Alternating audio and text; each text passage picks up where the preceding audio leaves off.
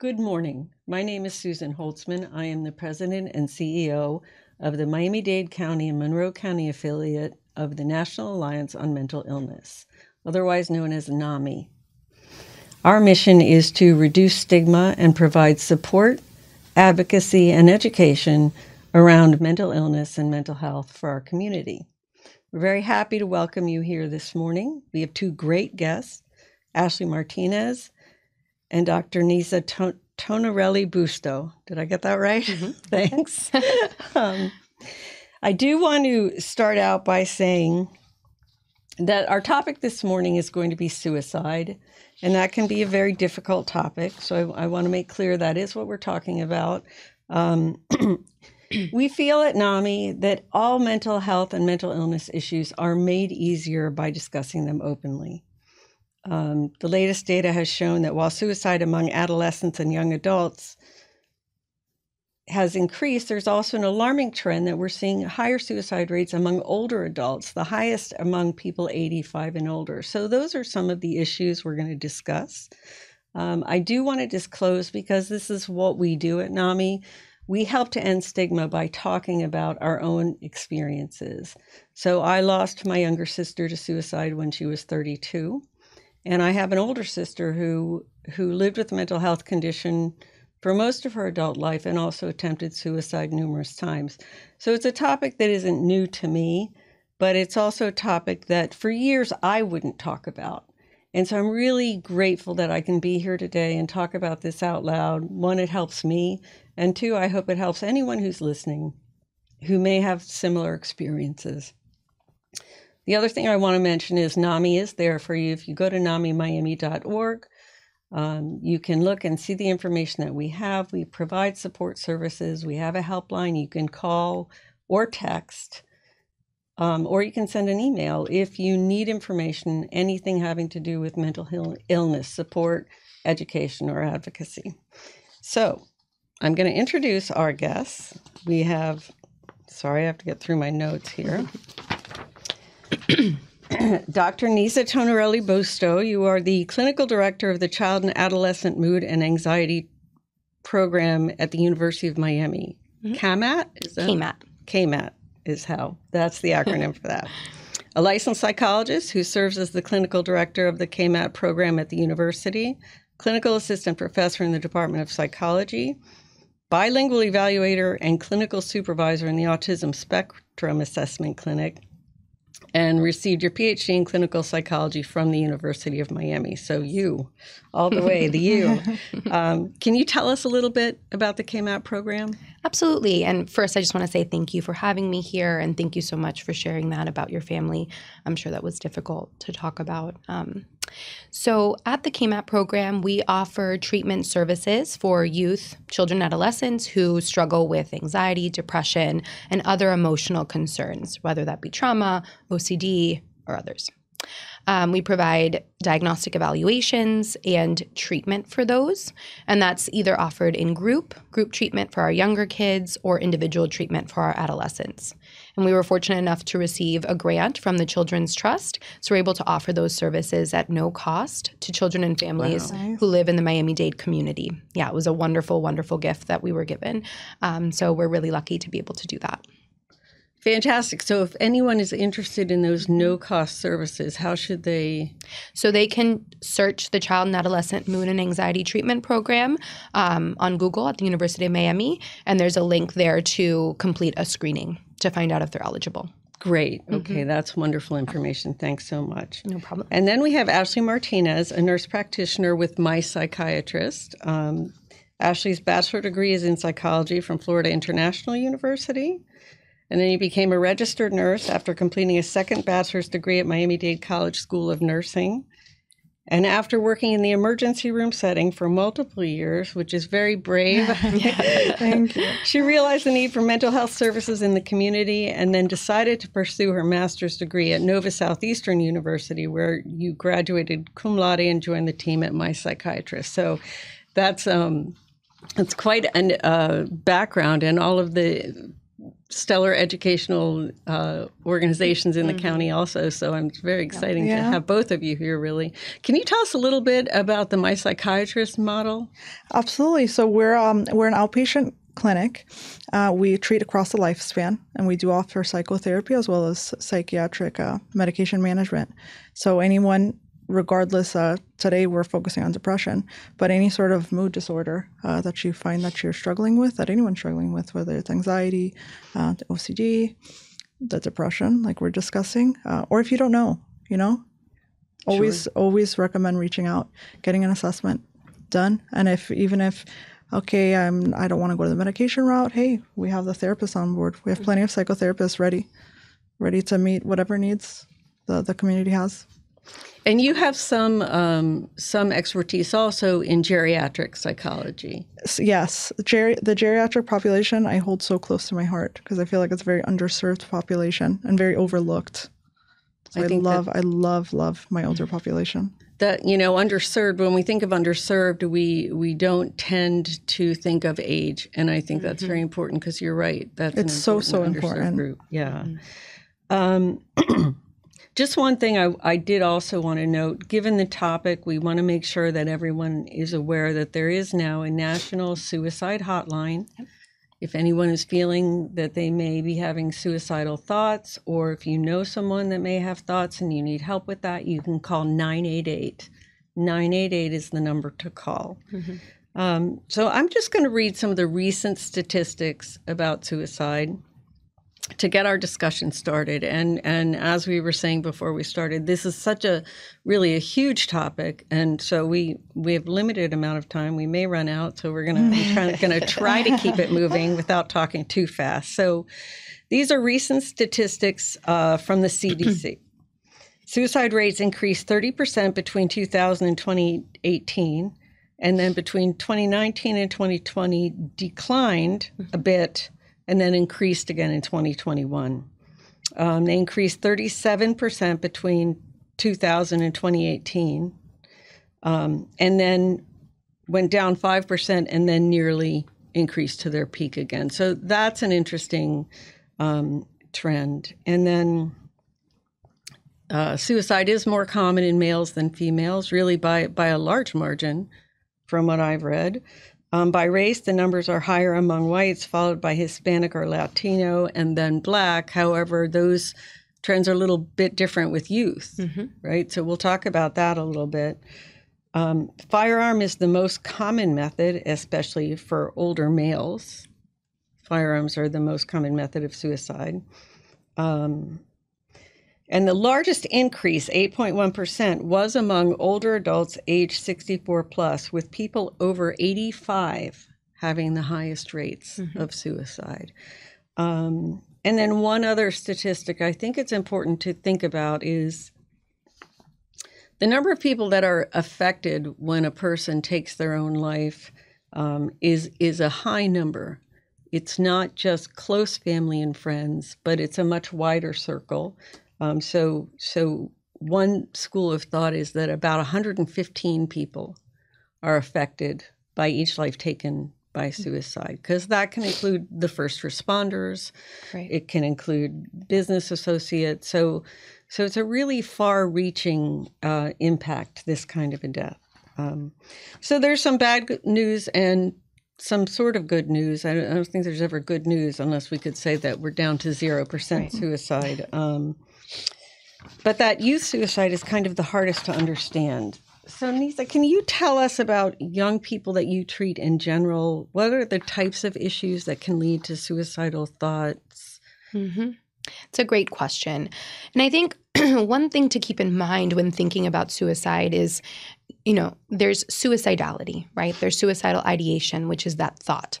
Seriously considering suicide. I'd be better off if I weren't here. I wish I could go to sleep and never wake up, right? Those are the thoughts that someone might have. There's suicide planning, right? I'm going to commit suicide, and this is when I'm going to do it, and this is how I'm going to do it. And there's finally suicide attempt and suicide completion, right? And we can think about those as different steps. And we want to be intervening as early as possible because suicidality follows a worsening course over time. So if you don't intervene when there's thoughts, right? Those thoughts could escalate to plans could escalate to attempts, and finally, attempts that happen more frequently, and the time between attempts shorten, right? So we want to be intervening as early as possible. Obviously, kids who are depressed, hopeless, feel that nothing is, going to work out for them. They have no hope for the future. Those are the kids I'm most concerned about in my clinical work, right? If I see that.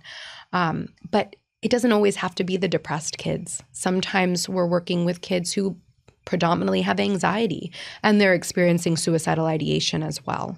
So I don't think about it as what is the clinical diagnosis that is most associated with suicide, because anyone could have those feelings and thoughts, right? And the most concerning group are those not already in services, those kids who are at school perceiving themselves as not having someone to turn to, low social support, who are experiencing bullying or other big interpersonal conflicts. Right? Those are the kids I'm concerned about because they don't have someone who's going to be asking or checking in around suicidality. Okay, so that's what I would say. If they're with a clinician, that clinician is likely checking in on suicide and doing risk assessments as needed. It's those kids who are not in services that we need to really keep an eye on. Okay. And I'm sorry to interrupt, I'm glad she mentioned the anxiety aspect because there's these patients that just the anxiety is so debilitating that they end up with these passive death wishes, suicidal ideations, acts, and it all starts with just this debilitating anxiety and doesn't present like a typical SAD. Right. It's just fear, this overwhelming fear. So I appreciate you bringing that up because not a lot of people acknowledge that. And we're seeing a lot, we're hearing that anxiety, they get grouped together a lot, anxiety and depression. But this anxiety, this debilitating anxiety is something that we're hearing a lot more about. Absolutely. I think in recent years. And so the question I have is it because it's more pervasive or is it because people are more willing to talk about it? It's a great question. I think it's probably a combination of the two. I think the COVID pandemic was, at least for our kids, was extremely, extremely interfering with their development. It caused significant loneliness, high stress. There was stress modeled for them by parents, caregivers, the community around safety. They weren't allowed to kind of be around people. I think they were taken out of school, right? Had to do virtual school, which led to academic performance issues, which leads to low self-esteem, right? There's so many factors that were brought up because of the pandemic. So I think that really led to this escalation in anxiety, depression, and other behavioral concerns. Of course, people are better at screening for it. People are better at asking questions. And I think there is, at least in youth, more willingness to disclose and to talk about those concerns because of TikTok and social media. Like I think these things are just, and there's good social media around, emotional concerns, more supportive, more, giving good strategies. There's also less helpful social media when it comes to suicide and self-harm, right? And that being modeled there as well. So I think those are some of the factors that have really led to that increase. The good and bad that you mentioned, and you also mentioned with social media, with the pandemic. So all the bad that comes with the pandemic, I would say one of the highlights is just this opening of the telemedicine and just making it so much more accessible to everyone to get care. So one of the few and far between, but one of the benefits. Even people with anxiety who they're scared to go into the office. The idea of going to an office is frightening, but to be online and even potentially have your camera off makes it a safer, less anxiety producing thing. We're seeing that in our support groups. We do online support groups at NAMI and we have peer-to-peer support groups and family-to-family support groups. And so people living with mental health conditions who have anxiety are more willing to go to an online support group than an in-person support group. We do have them turn their cameras on at least for a short time because we need to verify that they're absolutely, there, but absolutely. We understand that that's difficult. So that's interesting. So Ashley, we've talked about these statistics and causes among young people.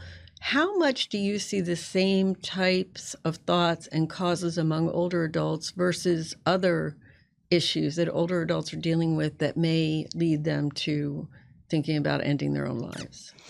So I think it's important to note depression is depression, but the presentation usually is completely different in older adults. We also have to keep in mind generation. It's different. A lot of times the older generation, they're the caretakers, they're strong. There's no such thing as mental health. You just push through it. So you're suffering in silence, really. And if you don't have that support system, it gets to the point where, like you were discussing, maybe passive death wishes. You have these fleeting suicidal thoughts, ideations, and then it comes to planning and completion. By the time we find it in the older adult, we're usually at the end. So we have such the wiggle room here. The amount of time we have is very short. And of course, with medication, it's like you have to take it. It's not immediate. We have to, be very, very aggressive. You have to comply with treatment. So there's so many barriers with the older adults. Right. And there's the physical health component as well, right? Absolutely. Pain management, all those other aspects that, of course, some kids also have to deal with, but in those 80 plus, right, that's what they're also working against. Right?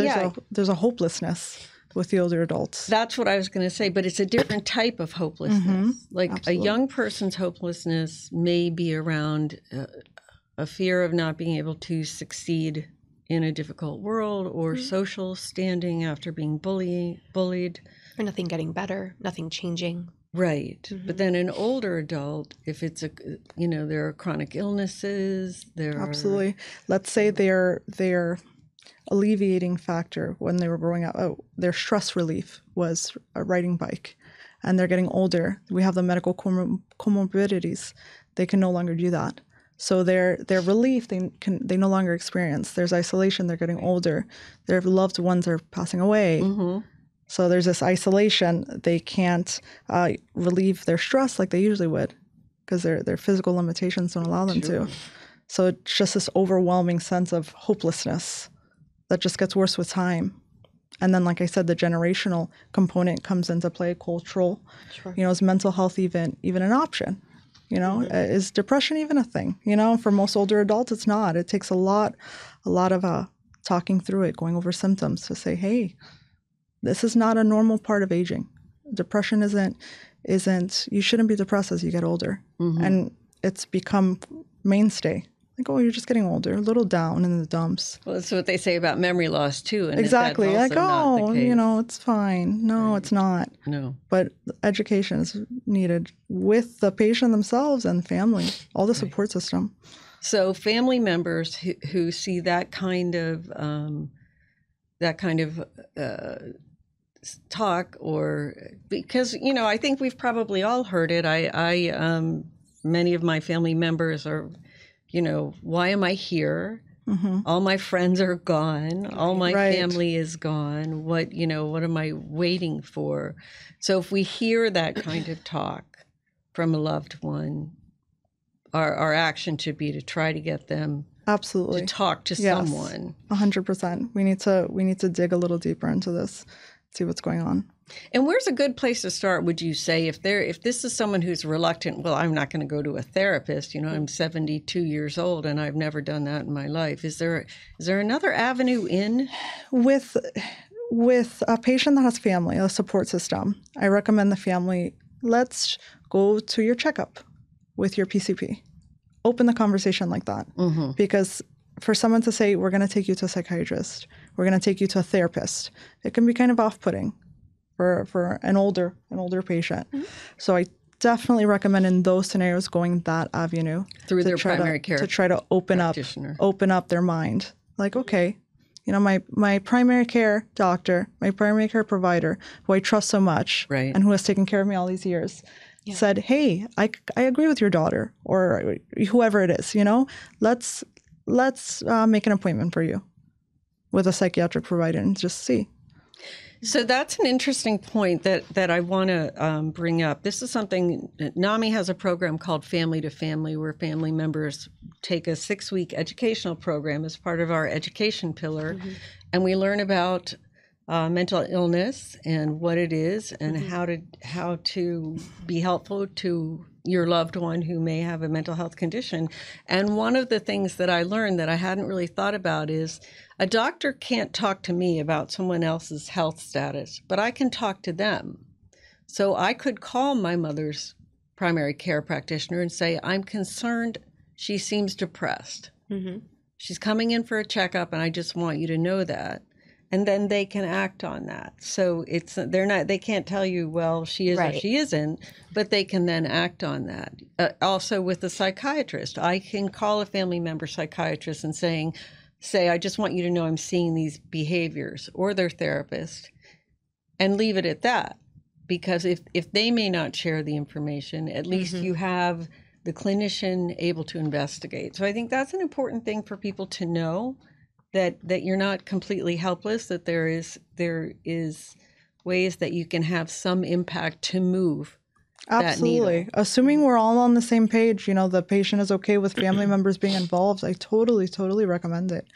Because a lot of times, even in my practice, I'm seeing someone, I'm fine. Right. And then the loved one, completely different story. Yeah. Like, did she tell you she hasn't slept for 3 days? It's like, no, actually. Exactly. She Exactly, didn't mention that. Right. Thank you for telling me. And I think with adolescents who still have, parents actively Caregivers, involved, you get a little more information. Absolutely.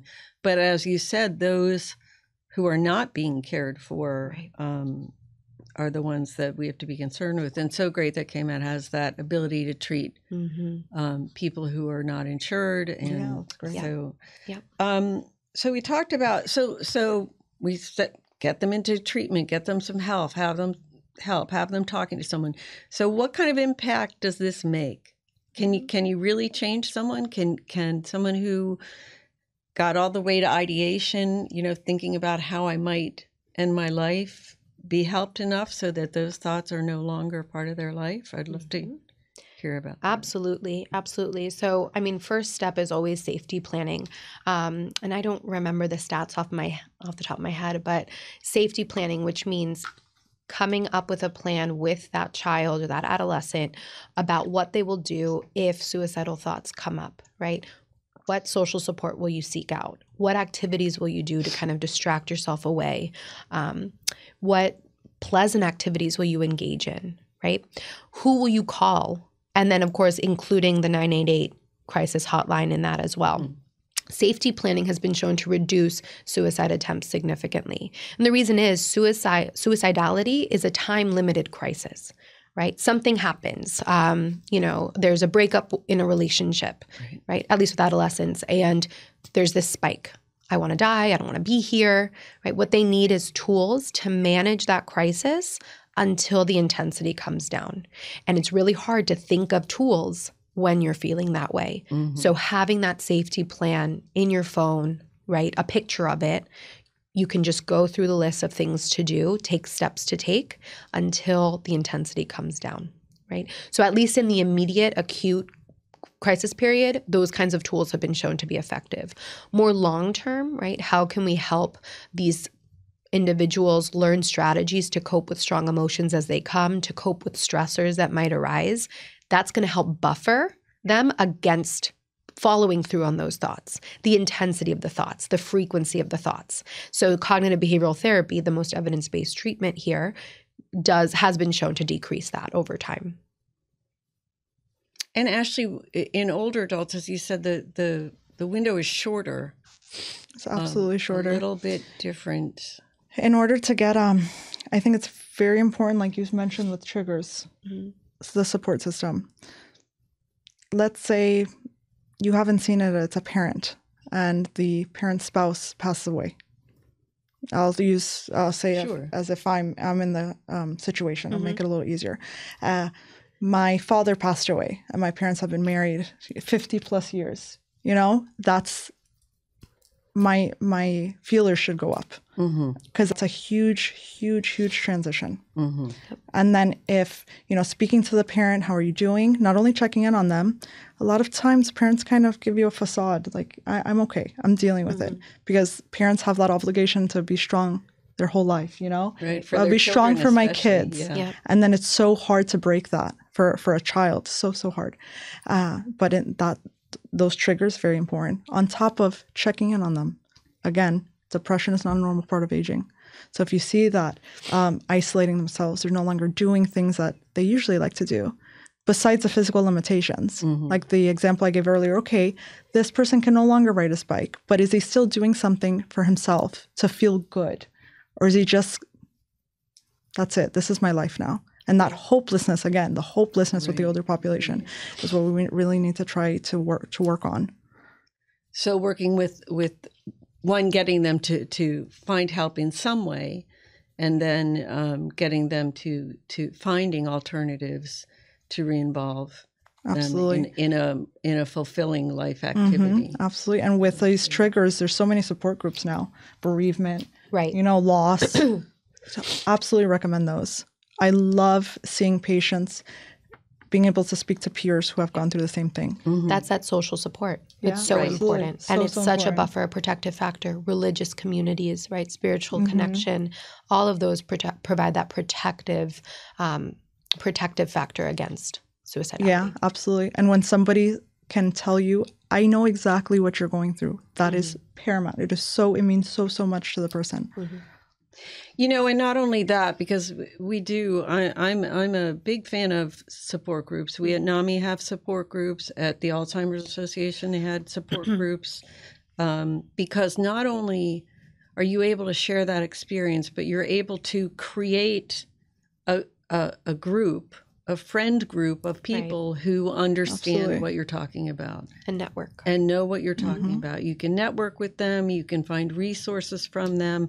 We have a peer support group, so people living with mental health conditions talk to each other.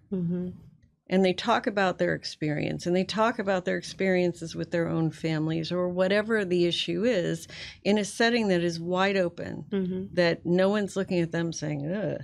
Right. No judgment free no zone. judgment, Right. exactly. And it's such a comforting thing. I think this is going so fast. So there's just we've talked a little bit about what should we watch for, what should people do. So when we hear, especially in youth, can you talk a little bit about what to watch for in young people? Yeah, absolutely. There's a myth, right? Talking about suicide leads to suicide, right? That is just not true. Okay. So if you are concerned, if you're a family member, if you are a provider, if you're a clinician and you're concerned that this child might be suicidal, ask the question, right? The best thing that can come out of it is they say no or they say yes, and you come up with a safety plan and help them through that. That being said, if you are seeing that your child or, your student is posting or talking about suicide, right, that's a concern. That's a red flag. If they are searching how to commit suicide, if they are gathering, right, tools or means to do that, that's a concern. Significant irritability, anger, impulsivity, those are all big risk factors as well. Bullying experiences, a recent loss of a relationship, all of those should kind of increase your awareness. So when we talk about those young people that are not currently in any kind of a treatment or addressing that issue, so for those it's important, if you're interacting with young people, whether it's a friend to friend who recognizes this, or say, a teacher, a counselor, a church member that might see this in a young person, then talking about it. This is we have a program called QPR, question, persuade, refer. And so that's what we teach, which shocked me. You call it out. You say, are you thinking of harming yourself? Right. And then you can sit right there and call 988 right there with them. Let's call 988 and put them on speakerphone and let's talk about this. So you can do that, with anyone of any age. One thing I'm going to get in trouble here because I have to make sure that I mention, we do have coming up on April 20th, our second suicide awareness conference. It is called Honest Talk About Suicide and a Message of Hope. And we are going to be discussing these issues further. And then we also have a keynote speaker at that conference, Robert Bailey. And he's the president of Rosenhaus Sports and the president of the Kennedy Kids Foundation. He's a sports agent, former Hurricanes football player, and former NFL pro player. And he's going to share his family's experience of grief and recovery after their daughter, Kennedy, a teenager, took her own life. And so we're very excited to have, he goes by Bailey, to have Bailey come and speak with us about this and really honestly and openly talk about that. So if you go to namimiami.org, you can find the registration information. The conference is free, Saturday, April 20th at the University of Miami Newman Alumni Center. We also want to remind everyone to take a look at the NAMI support groups. One thing I did also want to mention, in the grief support, the Children's Bereavement Center offers grief support group for children and for adults. And after 29 years, I finally went to the grief support group because I was still grieving both my sisters, and it was extremely helpful. So I would highly recommend finding a grief support group. The Children's Bereavement Center is one that we collaborate with regularly at NAMI. So I would recommend that, or others. There are others. There's plenty of others. I want to thank you both so much for being here. This has really been Thank you for having us. a great conversation, too short. Yeah, it went by so fast. Yeah. You know, and who knew that you could talk about this topic so in depth and really not cover nearly as much as we'd like to.